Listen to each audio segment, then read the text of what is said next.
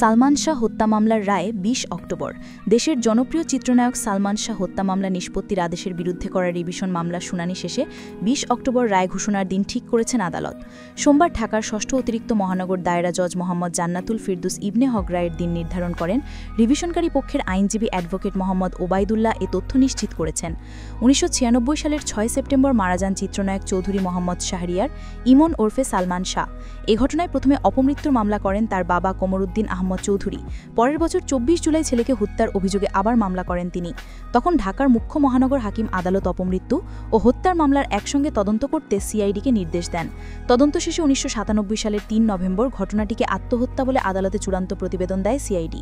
ওই বছরের ২৫ নভেম্বর ঢাকার মুখ্য মহানগর হাকিম আদালতে চূড়ান্ত প্রতিবেদন গৃহীত হয়। তবে প্রতিবেদনটি প্রত্যাখ্যান করে রিভিশন মামলা করেন কমরুদ্দিন আহমদ চৌধুরী। পরে ২০০৩ সালের ১৯ মে মামলাটি বিচার বিভাগীয় তদন্তে পাঠান আদালত।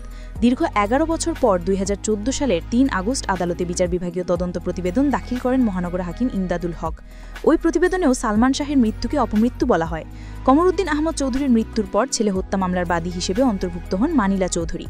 ২০১৫ সালের ১০ ফেব্রুয়ারি তিনি সিএমএম আদালতে বিচার বিভাগীয় তদন্ত প্রতিবেদনের বিরুদ্ধে নারাজির আবেদন করেন। সর্বশেষ মামলাটি পিবিআই তদন্ত করে। ২০২০ সালের ২৫ ফেব্রুয়ারি পিবিআইয়ের পুলিশ ইন্সপেক্টর সিরাজুল ইসলাম চূড়ান্ত প্রতিবেদন আদালতে দাখিল করেন। ২০২১ সালের ৩১ অক্টোবর আদালত ওই প্রতিবেদন গ্রহণ করে মামলাটি নিষ্পত্তি করেন। এরপর ২০২২ সালের ১২ জুন এই আদেশের বিরুদ্ধে ঢাকার মহানগর দায়রা জজ আদালতে রিভিশন মামলা করে বাদীপক্ষ।